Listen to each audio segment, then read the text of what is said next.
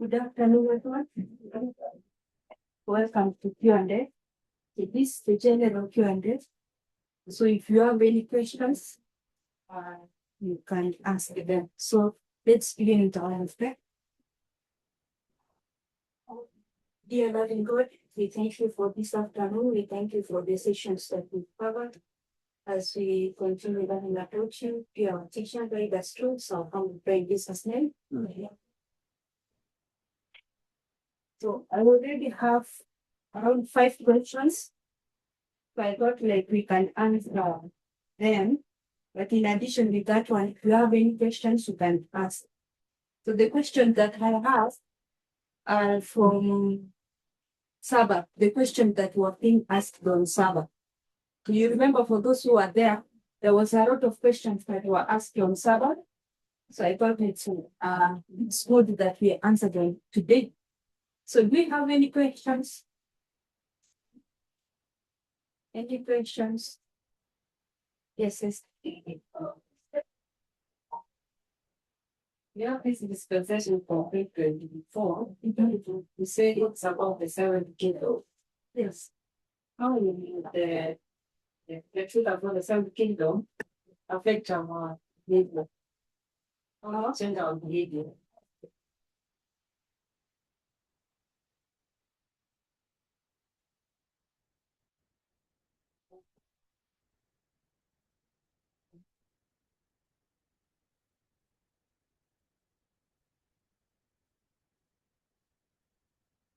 So when you talk about the hour means the movement. Okay. So,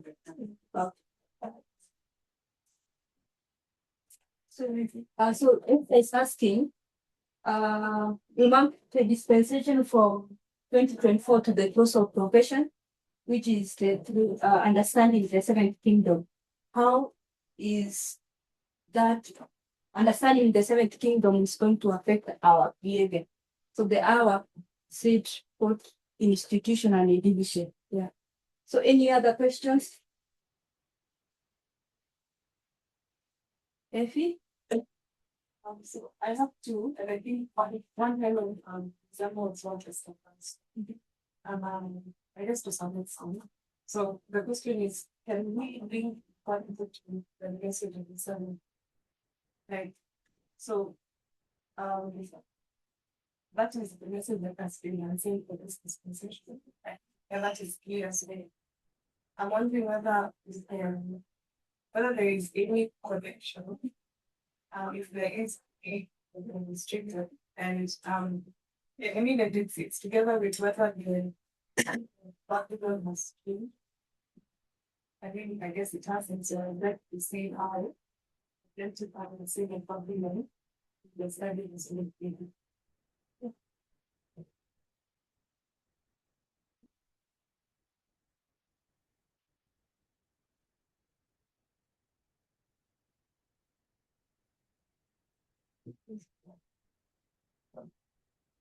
Any other question?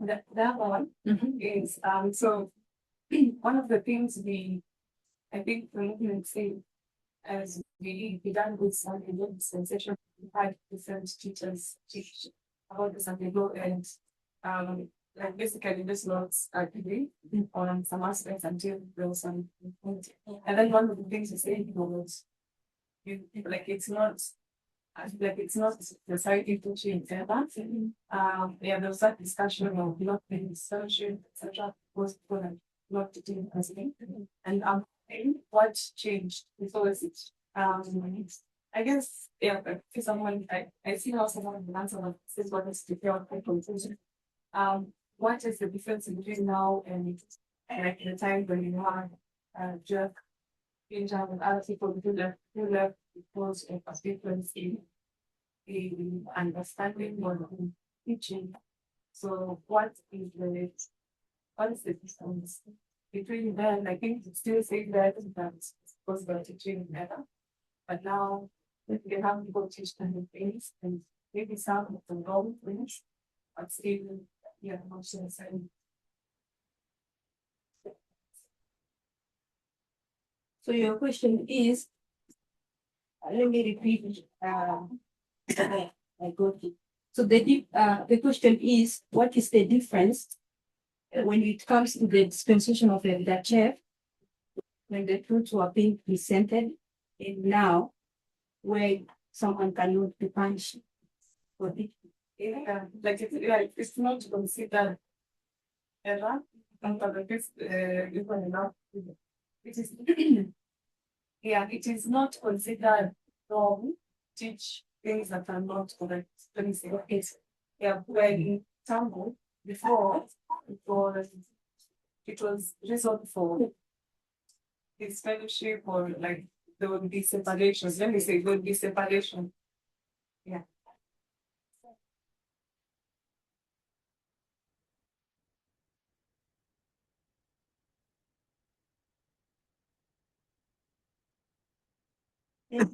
Any questions? Yes, Nick?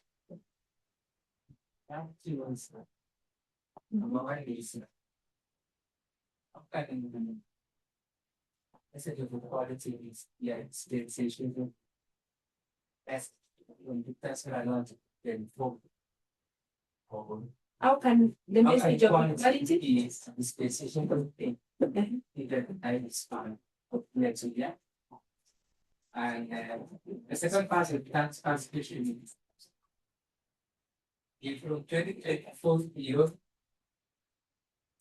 the seventh kingdom is once. Nick, the first question is, how can be the message of equality from 2001, the Sunday will be the same? Repeat. What and I was using what we want. This one. From 2001 Before to 2024. So what are you questioning? whether equality as a time span, Oh. is still time span. Okay. Where in the other time span is something there.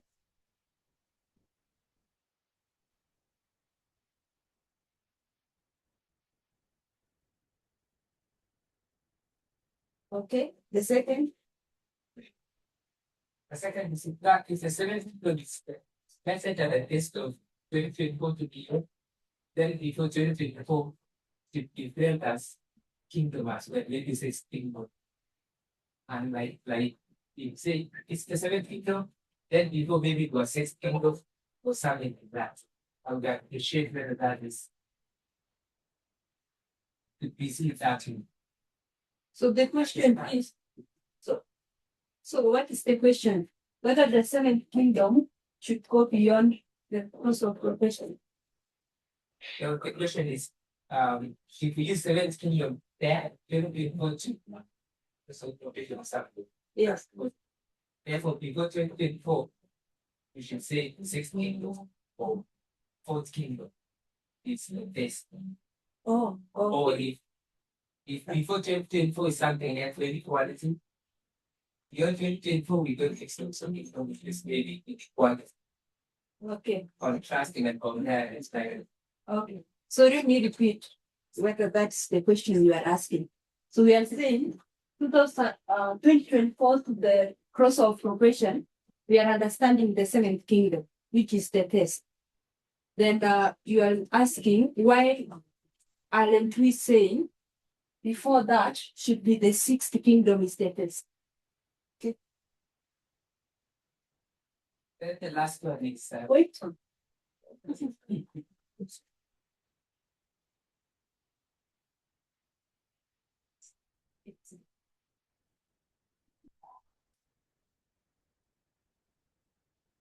Okay, the title. let us find the internal what we call internal defense example. So when we draw away we use external defense, whether they should be considered internal, attach internal as the secret capacity. And should use maybe we should use only external free. Internal should be not a master, something like that. So Whether it is necessary to have internal corresponding markers. Yes.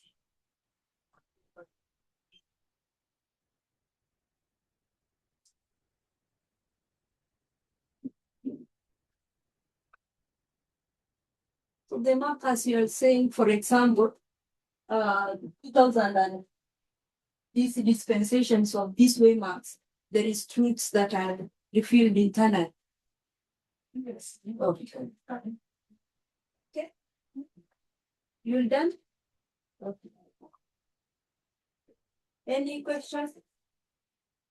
Please. Questions. And the question is all it's about that the Bible is not the word of God. I think I was interacting with the Nairobi group, come across them. So and before when you were giving the vows, you're saying that you believe the Bible is inspiration from God. So I don't understand how you saying that the Bible is not the word of God. The question is whether the Bible is the word of God. Yeah.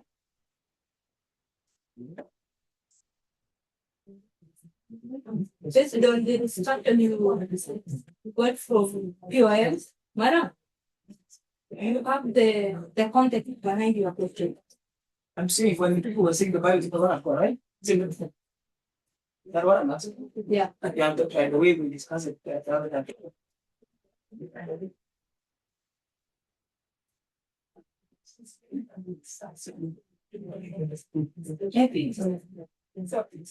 So I wanted to ask a similar question, but directly to Steve, because he's one who does Steve, but I wanted to ask whether based and to know, I mean he thought it and there was no one who actually disagreed. So I mean what Malang is saying is the capacity, but basically I wanted to ask Steve whether because in the Bible there's the bit where you say do you believe the Bible is inspired by God? Yeah.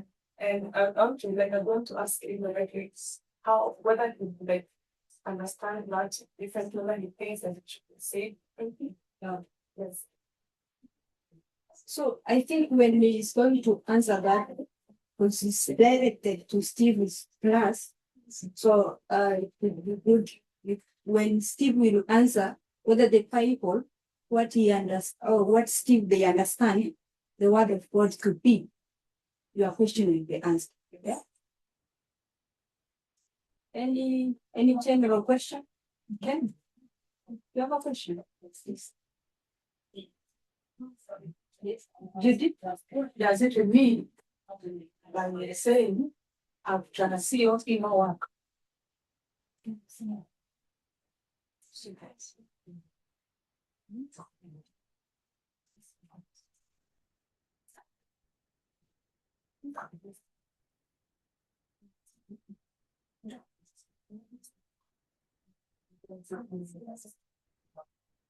Okay, any questions? People are discussing to get the questions or discussing the answers. To understand it. Not started to answer. We are done. Jackie, yes?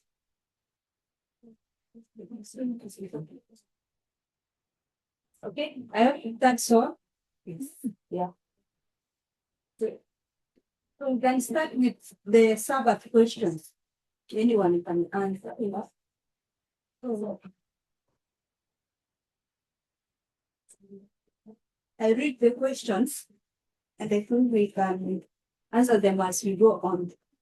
So Nick was asking, Nick, this is your question. Nick was asking, why is the dragon called the serpent? The dragon in Revelation 4 is being referred to Satan.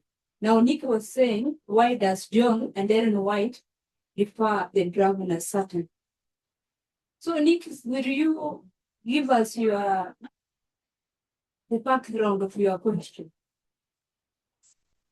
That's the question. Yeah? That is the question. I'm not answering, but I'm just wondering.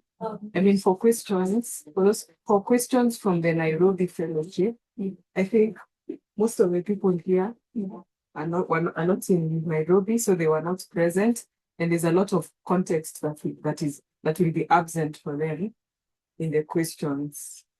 So will it make sense for them, or is it better we start with questions that we are all familiar with?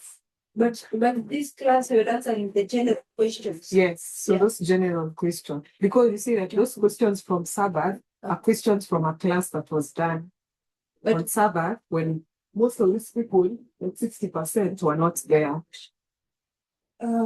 Some of the questions which I left out Uh-huh. were outside of what was being taught.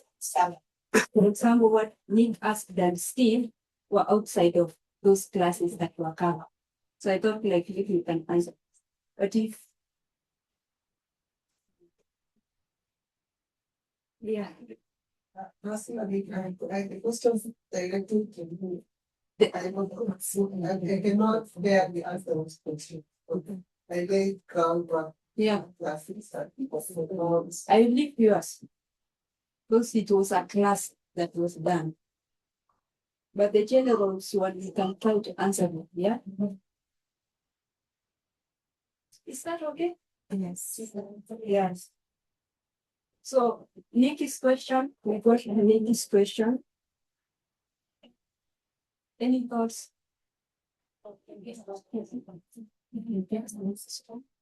The question is why? Is questioning why John and Ellen White referring the dragon as certain. Maybe Nick you okay. Steve. I think you don't need to worry about that with months. So I don't know why I'm worried so much about that. But in my mind, John is a symbol and identify what symbol is safer. So you could pick anything, like you could pick any symbol in the Bible and identify that season. So in that verse, it's very clear that the dragon is sister. And so we don't need to question why we take the dragon. We can just a simple things. But beyond that, thinking that dragon is closer to serpent in terms of the kind of teacher it is. And the serpent is it's like this way to interesting. So maybe what you are like type of attack and then Russia and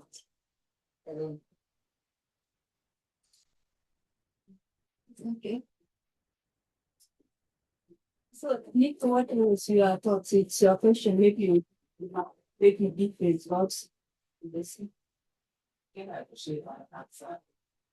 I was thinking like another thing to me was the those three animals, Job 13 and 17, and Job see the vision shown by a nation or Christ. That's the is describing. I didn't want to join his see, but in whatever is it's an imagination of Job. Not necessarily denying that Christ is showing, but it is the mindset of children. And the people of that time, when they want to see something really terrifying, just described by ideology, such a man. And even if it is 7x, for example, that's how people would describe things. Mostly, when they are seeing this beast coming.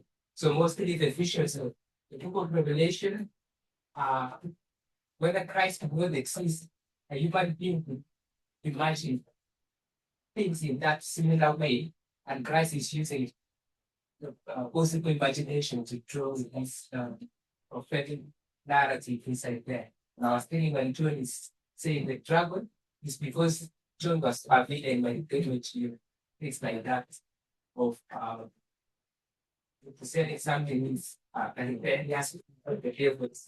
This animal, which looks like that, the description, and that's the yeah. Your answer. So I think I appreciate that. I think that's good. You know, I understand maybe that's not very fun as mine. That's the level at that point because you know the effects of all pricing on seeing vision respond to have meaning of things. Okay, any thoughts on that? Can move to the second question. So the second question, I think as we covered the thing, Gladys has done the study, so I believe he's connected. Is connected into what Gladys was teaching. The question was from Shadi. If the mark of the Sunday law is erection, does it mean that the movement was wrong identifying the law in 1850, 1888? Yeah. So that's the question. Can I repeat the question? If the mark of the Sunday is right, which I believe what Gladys was teaching us, is erection. Now, does it mean when it comes to the movement marking in the past, the Sunday laws, 1850, 1888 as under, was the movement wrong? Explain. Shadi, are you there? Shadi's not there, but he's gotten the question, so we can give thoughts on that question.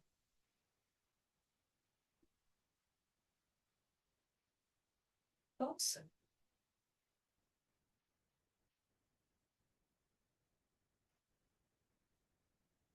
Anyone? Yes, Rogers? I think no for 1850. Yes, for 1850.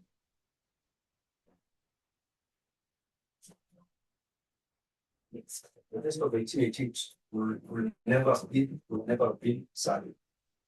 So Adventists were wrong, and then the rest of that time was going to be solid. So to be something else. If it was just about 1850, I think it was correct to identify.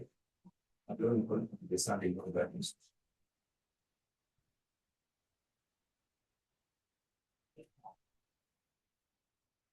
Anyone who wants to add on that? So, Can you just clarify? When you say it's correct in 1844, 50, do you mean the Fugitive Slave Law was the correct application, or you mean there would have been a Sunday law? I think it's slave law. Being identified as a Sunday law. I think that's the correct identification. It's not a problem. So identifying a law to do with Sunday utility, that's law. That never happened. So when would great controversy have taken place? You think it would never have happened like that? What? When would great controversy and her application in there, would that have taken place after 1888, or you don't think it would have? Not good.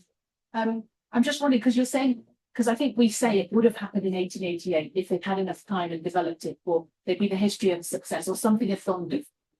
And then we make that application. Ellen White wrote the great controversy at that time for it to apply then. So if we're saying it was never the Sunday law then, when would great controversy have applied?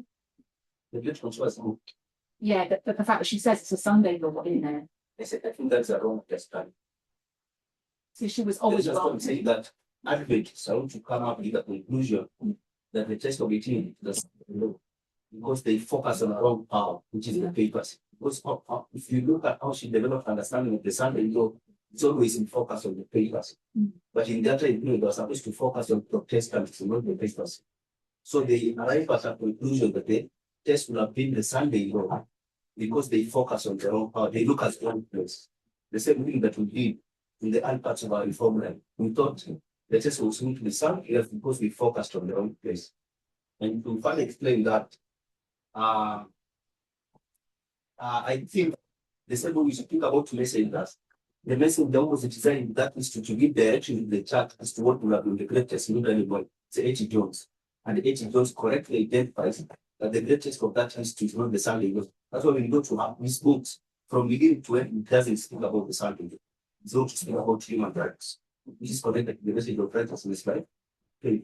So the one was to give a direction to the church on what the greatest of that history will have been. It's not relevant. It's H. Jones.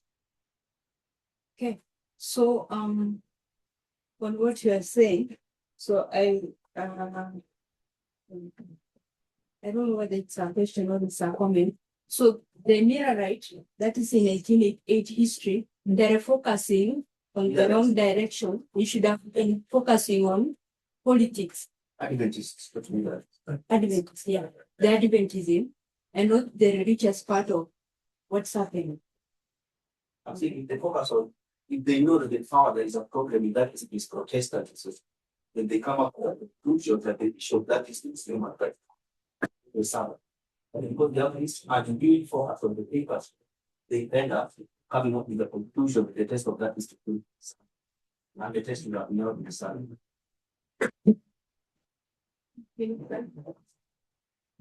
Yeah, I suppose that brings into question if we say Alan White wrote that book, and so it's all wrong, basically. That was saying. I think that Because I think we've justified it before by saying that would have applied, it would have happened like that, should they have been faithful in some way in that history. But now we're saying actually it was never going to happen. Maybe we could say that's the one. I say, Ali, but I think along the way we understood that that was not going to be the case in that history. Tabo then Steve. Thank you. Just adding what one has said. This was your very expressive. I think we need to understand when for a couple of years, because I mean that they understand that Ellen White is a messenger. Because the time span she is minister, it's that period where the Vatican Martin is right. So once you live in that for sure, Prophet Lord will be forced to see God with that of us. She's a lesson difficult. How she approaches things.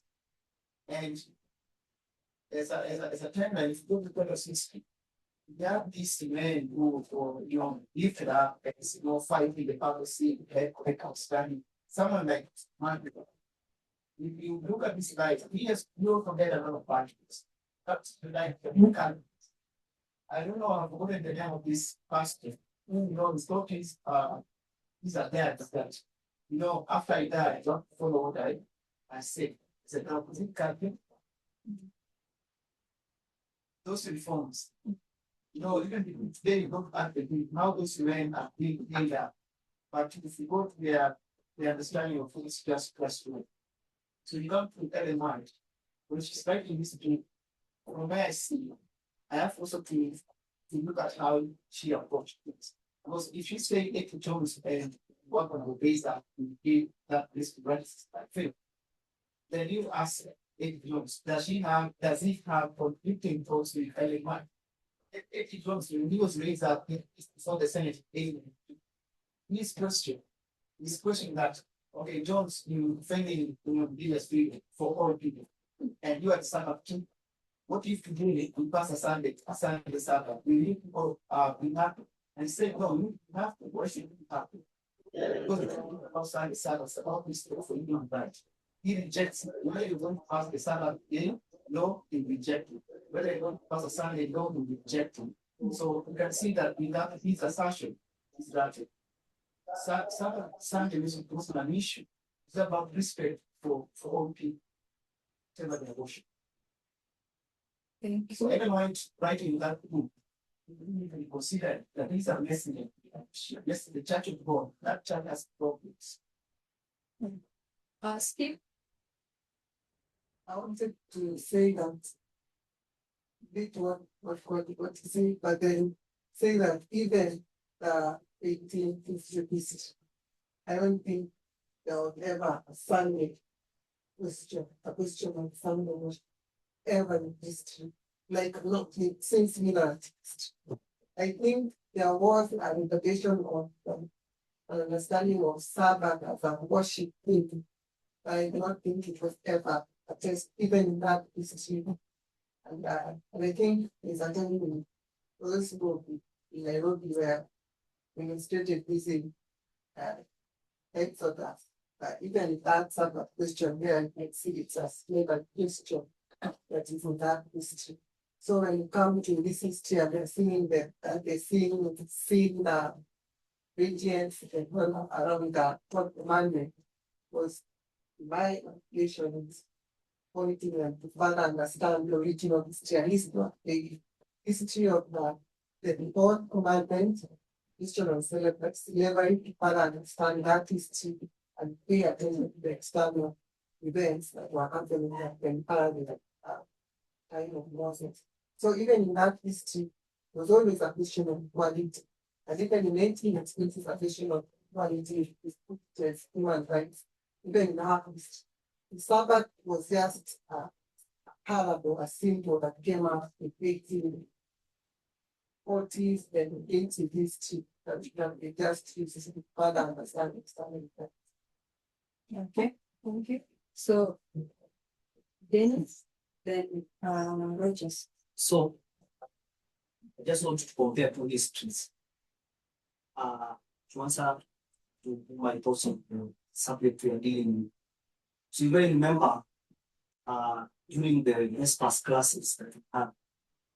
Before the Vespers, most of us had the perspective that Protestantism is what we expect to see, to bring in the great guest, the Sunday law events. And I think what LTS said is that just to put the statement that Protestantism is not the whole of the problem, but Protestantism is the what? Just as part of the problem. So the big elephant was to understand what is this problem, it's culture. But Protestantism has a percentage that it is contributing to the understanding of the subject of culture. So, and I want to take us now to 1888 and see the same perspective. That when you look at Ellen White and her focus on the Sabbath, and you compare with what John says in the American Sentinels. So the Protestantism of the time, they have a big issue, but Ellen White seems to minimize it to the issue of Sunday Sabbath, the religion. And I think she distracts and makes the church lose the focus, because the whole issue is what the same approach that we had. We thought that it is Protestantism, thought we derive from the great controversy. Yet the big issue is culture, where it doesn't matter which religion you are, you can even be anti-religion, but you still be impacted by the issue of culture. So it's the same thing. So on all the issues that the movement that was there, the NRM movement that had, the issue of Sabbath worship was just like a 2% of the big deal that they wanted. So, and it is A.T. Jones who actually explains the whole issue. But because I think LTS once says that Ellen White as a woman was not so much into politics. So she sifts out the big issue and ends up speaking about religion, Sabbath. And because they believe they had a truth to restore the Sabbath that was trampled underfoot by the papacy. So they still believe that, as Rogers is saying, they focus on the papacy and they end up magnifying a small issue into the big issue. And so we fall into the same trap to work with the seeing the Sabbath as a very great guest. But Jones has the issue. So, what's that I wanted to say? And the question itself, I think if I had Shani was saying, were we wrong to look at the 1850, speaking of a law, the 1888 law, and we expected a law. And since Gladys is teaching us that it is election, are we wrong? So I wanted to touch on that also and say, when you look at the pattern that Gladys gave us there of the concept of the 3 Ps, past, present, and the future. So you're going to see that the problem that we have had before is taking the past history, which I would call the 1850 and the 1888 history, and you go literally and see concepts and principles or properties from those histories, and you literally bring them into our dispensation and expect to see them literally fulfilled. But what we needed to understand when you follow that concept from Isaiah 46 is that in the present, whatever was law in the past can be changed to something else, and that is parable methodology. So what we need to see is that history is repeating, but the nature of how those properties were fulfilled in the 1850 and 1888, you expect to see the properties in our dispensation, but the manner on how they look like is different. Okay, so I want to, when there is a comment that you might know something, but let me comment first on what Steve said. And I think that from what Steve said, except that especially when Chapter was saying law in 1850, it doesn't mean Sunday law. It's referring to the 15th law and dealing with human rights. So I think the term Sunday is a symbol we have got from 1818 and use it to identify the midway mark. So that's what we do. Yes. So the law that he was asking, now that our Sunday law is identified by a mark of election, what we wrong is identifying a law in 1888 and a law in 1850. And I understand the law in 1850 that is accurate and correct because it deals with human rights. But now there is a problem with the law in 1888 because it was identified something totally different from human rights. You see, which is something that happens in the first 4 commandments. So if I get back to what Dennis was saying, you might do something. So when we deal with that issue of Ellen White in Jesus chapter 38, identifying a Sunday law, there's something we need to understand that we have learned from Matthew 13, the parable of the tares. In the parable of the tares, we have 2 symbols, the symbol of the servant and the symbol of the plant. We need to understand that prophets in all history always play those 2 roles. They're either servant or a plant. If they're a servant, they're not part of the problem. They're outside the problem. But they're a plant, they're part of the problem. So I'm saying, anything as Sunday law in 1818, we need to understand that in the context of a plant, she was affected by the prevailing ideas of the great test of our time. So it's not something that she's going to do study or go to read store that she likes. No, she's going to be affected by the ideas and thoughts about the great test in her history. Also, Dennis was saying, when H. Jones goes to Congress and makes that argument, if you look at that argument, it doesn't make a Sabbath argument, it's making a human rights argument. And then, besides H. Jones, there were people who were fighting also the that is Jews, free thinkers, and Catholics. So why will a Catholic fight against a Sunday law? So I think what are those people? What is the argument that they're making? Those 3 groups, they're making a human rights argument. So free thinkers, Catholics, and Jews are arguing from the point of view of human rights. H. Jones is arguing with them along with human rights. So I'm suggesting that in that history, the person to identify the greatest is not Ellen White. It's the messenger of the time, and that is H. Jones. And we need to understand that H. Jones, by the way, is the angel of Revelation 18, verses 1 to 3 in that history. I hope you understand that. Ellen White says, I think, is it in one SM that for the loud crowd, the 3rd angel perspective has already begun in the revelation of the writings of Christ. You understand? And she's going to identify this is the angel that is right in the honor with the glory. So we know the one was that message is H. Jones, and then which is identifying him as the angel of Revelation 18. And that is a harbinger or what can we call it? It's something like an agitation showing us what's coming in the future. So I think H. Jones will identify the greatest and he correctly identified it. But the problem with H. Jones as well is that I was telling them something. H. Jones is unlike the La Famina, and I will explain shortly. And La Famina has a message in 2012, right? And it's something so radical and different from what the movement understands. And the Jeff is going to caution, but he doesn't give up his conviction. Now, H. Jones is like living a dual life. He knows what the great test is, but when it comes to the church, in order for him to fit in, he's going to believe the Sunday law thing. He doesn't come out and stamp his conviction and say, no, there's not going to be Sunday law. The great test of this history is going to be the testimony of Jesus Christ. Okay, thank you. I hope it's assured that it's not there, but I think it's answered well, the members. Jackie. The thing is, exactly.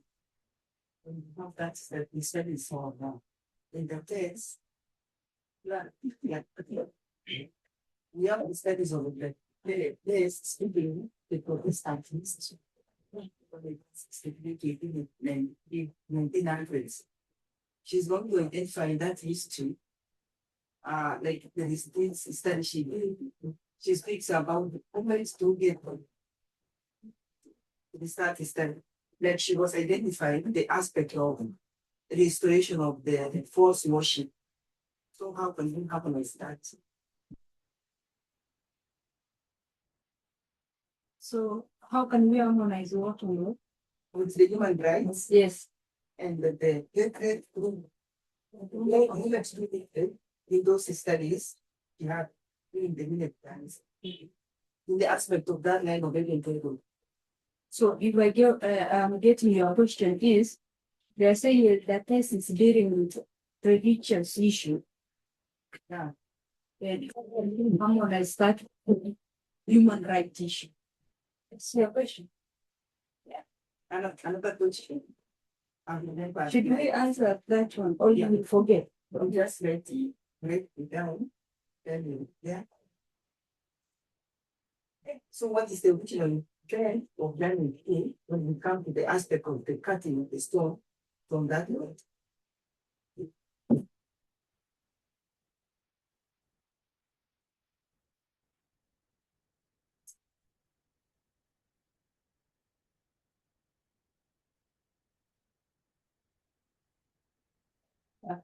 That one. So we can answer we can deal with the clarity that he needs about the harmony of human rights.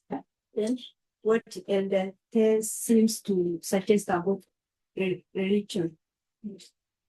Worship, yeah, worship, which is religion. Yeah, anyone? You want to respond to it? I think what she feels that's coming. In her mind, she still believes that the greatest opportunities is that. Yes, yes. I think that she believes everything that everyone in the movement believes. But the greatest is going to be a Sunday law, but later we get clarification that the test of that is to make it for Sunday. So I think the study should be in line with what the movement then to do. So I don't think there's any contradiction. Just need to clarify me. Okay, so when there's like when we come to the issues of the restoration of the casts, first cast the cast of gender equality, false worship, racism. So how can we do that? Those studies that they were done before we got this clarification. I think as someone watched the presentation, someone else watched that presentation. That was done much later than that is done those studies. And in that study, it strongly says the great test of utility will never be Sunday. And it gives very strong evidences to that. So I'm saying all that I understand that what you say, but these are studies and that test did before we got that clarification. So I don't have a problem because the main studies in the movement we have done before, and later we get a clarification that clarifies things that were already identified. So I'm saying she's identifying that test of what the movement and facts at the time. So I don't see any problem. Like according to the right that we had then. So there is much of right. So if they go back to that time, we have the cast of Kali. Yes. How are we going now to teach it? Yeah. So that it can harmonize with what we understand. I agree with that because there's the same. So I need that harmony from the cast to the restoration of the cast. I think we need to It is human rights. We need to. We need to find out how we explain the case of K to harmonize with our present understanding of the mutual between the latest blood in human rights. But I don't think it should That needs a study. Okay. Yes, it then. No, that's fine. I just want to hear what you say. Okay. So we can move to the another question. When it comes to the fifth kingdom, how can you explain to the fifth kingdom, yeah? How can we mark as decorum or passive? So how can you explain to someone that we have the fifth kingdom died and is going to resurrect as someone else? That is the question from Brian. The fifth kingdom died, resurrected as someone else. How can we explain to someone? Come up again. The question is, when you look at the fifth kingdom, we mark days are dead. And that is the studies of Revelation 17. And there will be a resurrection of the fifth. But when it resurrects as someone else. Explain that. Yes, David. So I think, I don't know whether that question was answered the course of the week. I don't know, so, but let me just give the thoughts. So we need to understand how the concept of death and resurrection works. And I think when you just tackle 1798, I remember Rogers giving thoughts. I don't know whether it was in aviation or radio here, but I think when you go to Daniel 11 verse 14, there is the king of the north, the king of the south, pushing at the king of the north. And we identify the king of the south based on our model, our understanding as France. And I think there was some clarification. When you come to 538, France has the title the king of the north. So France, King Clovis is going to give power to the to Rome and becomes the armies of Rome. But at the end, you see France is wearing a different crown. So, and what you need to realize is that, and I think Roger spoke about the revolution. I think it wasn't yesterday, if I'm not wrong. And we saw when you go to Daniel 11 verse 40, and you ask yourself, how does France shift titles? Because at the beginning, France has the crown king of the north. At the end, France has crown king of the south. And you need to go to the revolution and see the work of the revolution that began in 1789. And specifically, when you go to Daniel 11 from verse 26, 25, and read those verses up to verse 40, you will actually see that the last verse that speaks about the king of the south, it identifies Egypt as the king of the south. And this is Octavianus or Augustus Caesar coming against Mark Antony and Cleopatra, the battle of Actium in 31 BC. And that is where we prophetically say that the king of the south is killed and dead. And the next place we find the emergence of the king of the south is verse 40. So how did we shift from Egypt to France? And it all comes to the understanding of the concept of death and resurrection. That what 1 Corinthians 15 from verse 46 tells us, that the manner in which you die is not the manner in which you go to resurrect. So you ought to have a new model. You can even go to more parables like that of Christ.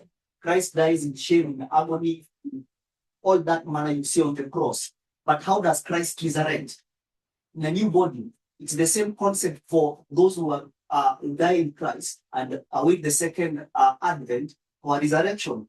The bodies in which they die, they will resurrect and receive new bodies. So it's that principle that you read, and it helps you in understanding that when a kingdom collapses and dies, the spirit is the same. The spirit of the king of the south, the mindset is the same, but the body must be different. So the king of the south died in 31 BC. The king of the south resurrected in 1798. The beast from the bottomless pit. So the pit is the grave. Revelation chapter 11. So that beast is spiritually Sodom, spiritually Egypt. So the Egypt that died in the battle of Actium spiritually resurrects as France. Two different kingdoms, but the same spirit and manifestation. So the same thing for the fifth kingdom. A kingdom dies. The fifth kingdom that dies from Revelation 17, when the kingdom resurrects, you don't expect it to be literally the same. You expect to see a different manifestation of the spirit of the fifth kingdom. Right? It was my question. Mhm. Didn't we know how the food guys with spirits seven? What I think was, you remember on that God he said that the first four kingdoms, we compared the first four kingdoms to the last three kingdoms, where in some way today's story and I said if the fifth kingdom is going to die, in the resurrection of the seventh kingdom, And then instead in the second period we don't have predictable. Then we study which model we use to know the change from the fifth kingdom to the seventh. What changes? Which model we use to identify the characteristics that changes that dies with the kingdom and which characteristics comes with the new people. I think that was the question. Okay, so next one. Dennis, you respond with Dennis. Yeah. Okay, thank you. I'm not sure I'll give a satisfactory answer, right? But, that's a very, very good question. Yes, of course, when someone comes and tells you that, our test is not, the policy apparently we given a problem that we look at quality, especially and state the men. And we can see.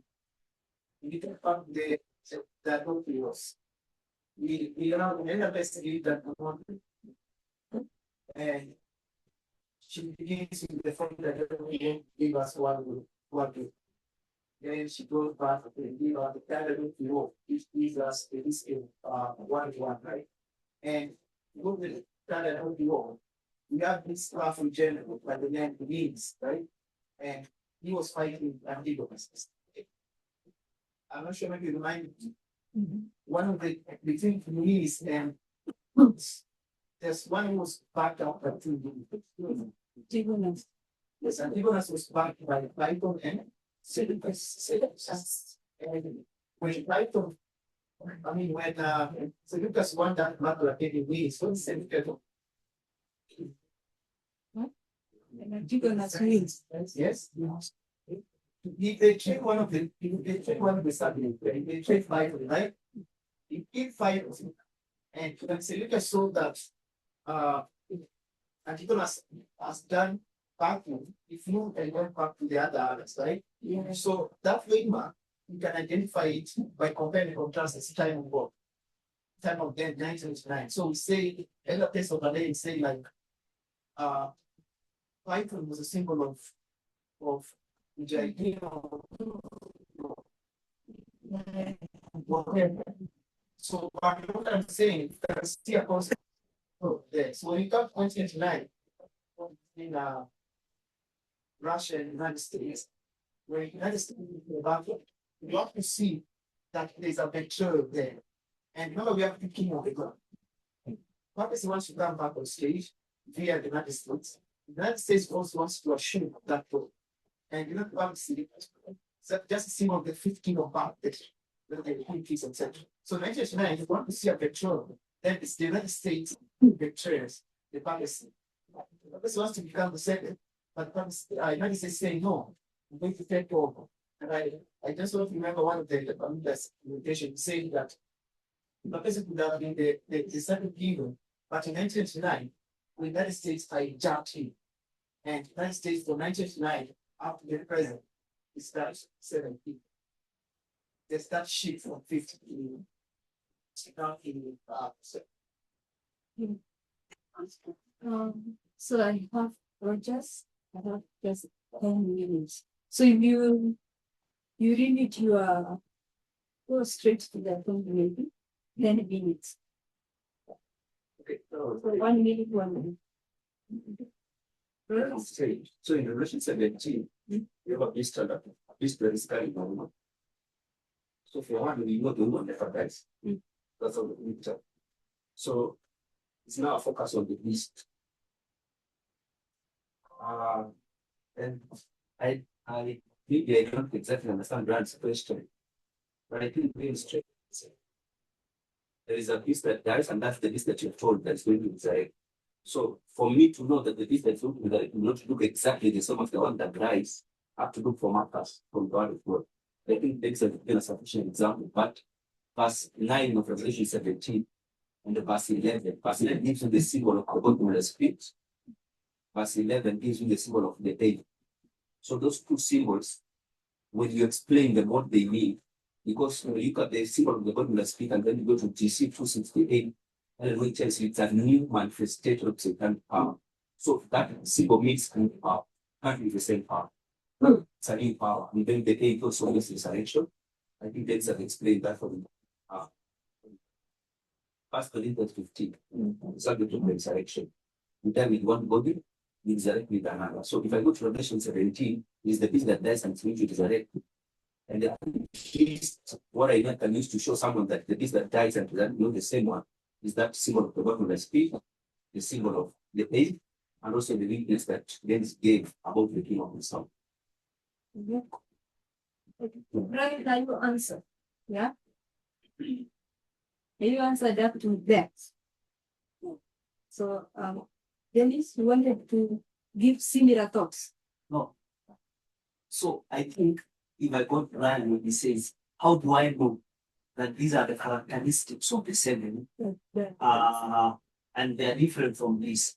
So I agree all what they are saying. I think the bit of information I wanted to add is what Gladys has been trying to teach us. Because in one way or another, in my perspective, Gladys has been trying to clarify more about the history of the seventh kingdom. And he gave us the concept of the past, present, and the future. The number one, number two, number three. So if I would put Brian's question on that structure, is Brian wants to understand number three. How does it look like? What concept? I'm saying the concept is that of the past, present, future from Isaiah 46.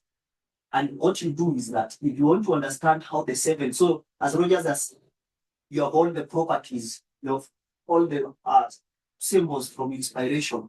So you want to understand what number seven looks like. So, and it is only number two that can give you a glimpse of what number three looks like. So you need to be in the present to see the woman. Who is the woman?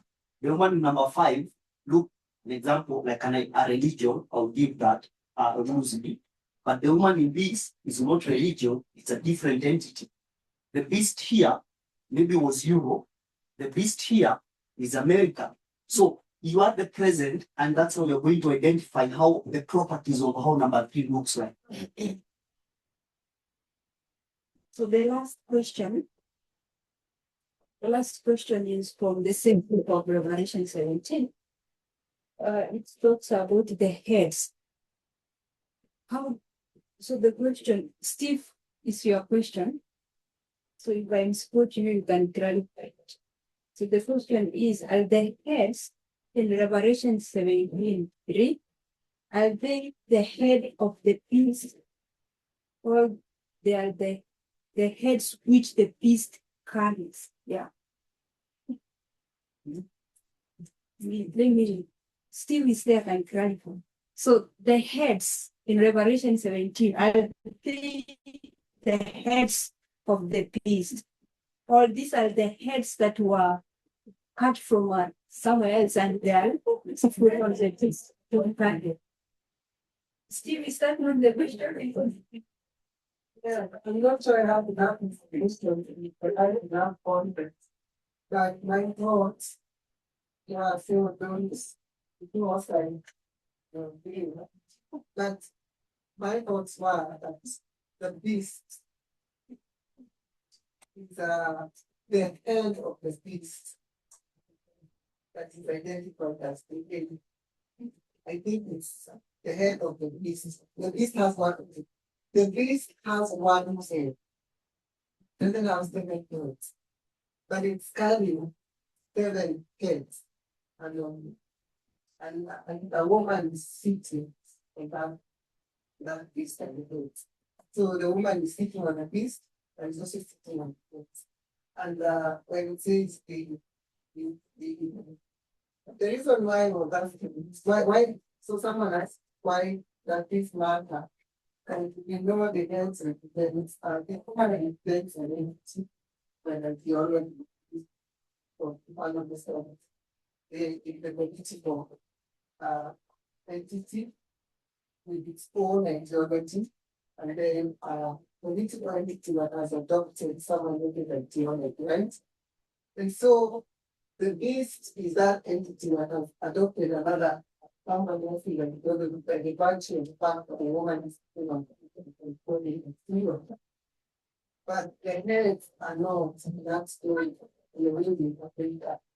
So things like the same with the inform, just like the beast. Don't think they were children beast and then I think beasts. Or would I say they were seven, they were eight. Or you can say they were 9 heads including the head of the woman. So like I'm saying like they need teaching. But I'm thinking like the heads are not heads of the beast. You can have I don't know. So have you gotten what Steve has said? Yeah? No one has gotten. What Steve said. Okay?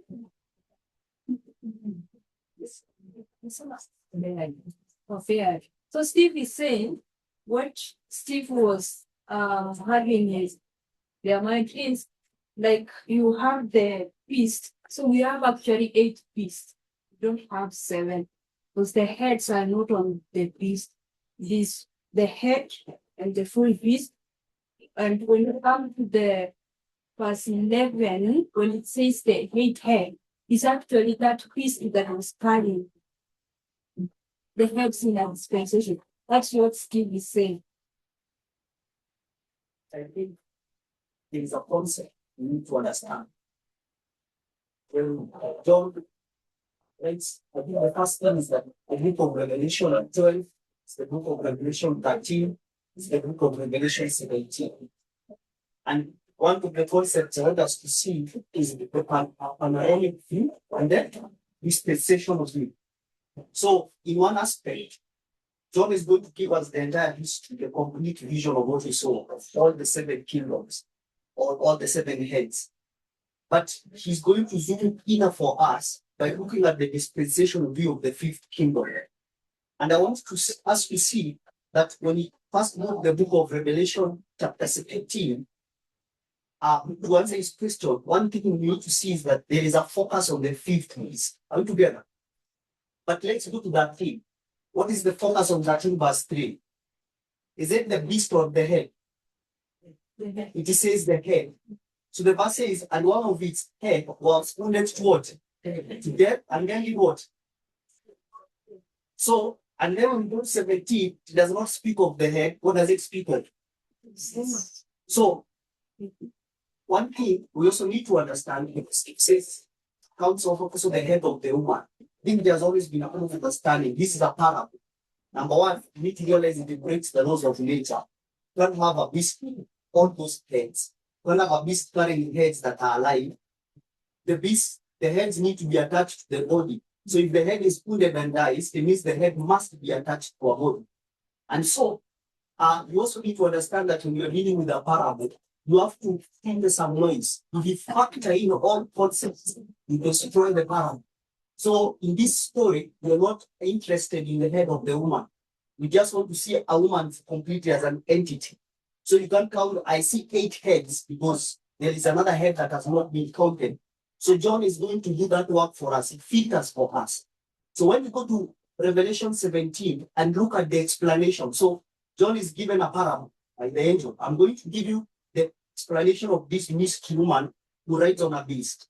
And then at the explanation, after John marvels his stone, why are you marveling? I'm not going to do what?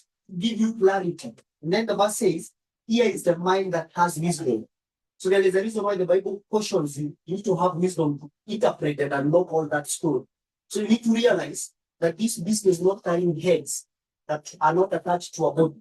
But actually, in the panoramic view, you have a beast, and the beast is as if it hits on where head 1, the beast head 2, the beast head 3, the beast head 4, the beast head 5, the beast head 6, and the beast head 7.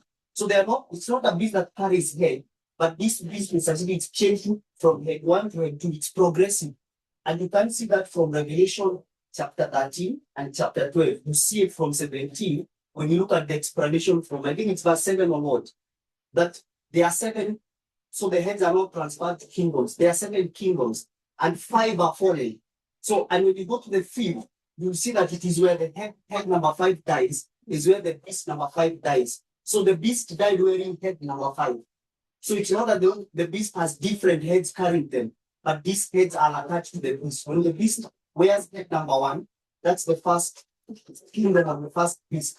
The beast continuously goes and gets number 7. Okay.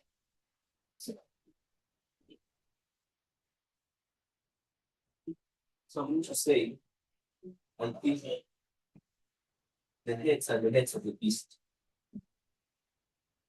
And the argument is, if we agree that the animal of Revelation 12, 13, and 17 is the same animal, then those heads have to be the heads of the beast.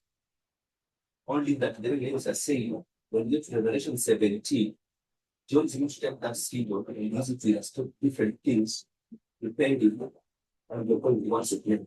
What is called pandemic or dispensation. And to come and something that's saying about context. At least from Revelation 12, 13, we know context.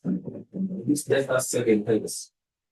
The 8 in Revelation 17, understanding is it's a symbol of what the 7 looks like. So the 8 will go to the 7. This does not have context, but 7 looks. We've come, the other questions that you asked, I think they are much of what we have covered today, and they can be answered in the Q&A, especially in the evening. So we have come to the end of this Q&A. I hope we answer the question that you asked in your satisfaction. Yeah. So those few remarks, we can pray.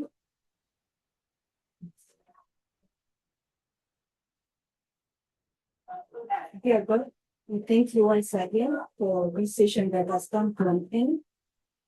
So the other sessions that I named, we ask that you be with us. You be our teacher and teach us so that we can pray together. Thank you for this fellowship and thank you for the love that you are here with us, who continue working with us. It's our humble prayer in Jesus' name. Amen. So I have the announcement